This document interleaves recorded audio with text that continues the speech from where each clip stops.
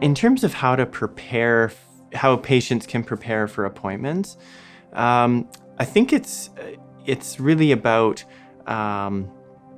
sort of thinking of all of the changes you've had or symptoms you've had since your last visit.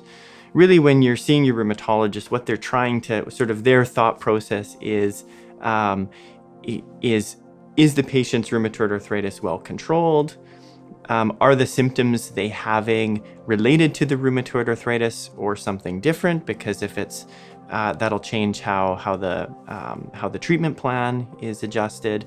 And are they tolerating their current treatment well? Are there other strategies that can be brought in to help with maybe side effects of medications that patients may be having? So really, that's kind of, I think, the thought process that rheumatologists go through. So any symptoms or concerns that patients have should be brought up with a rheumatologist.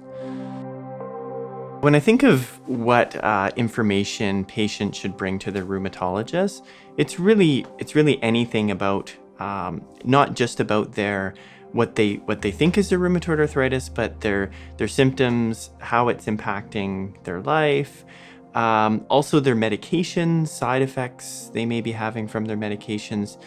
Really anything that's any questions that the patient has that I think is important to both the rheumatoid arthritis or just how it's impacting their life.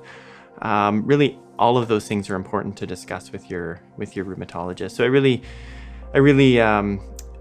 if patients are forgetting things between visits, I sort of recommend that they make lists that they can bring in to go through with the rheumatologist or the rheumatology team. I know some patients like to keep detailed notes on everything.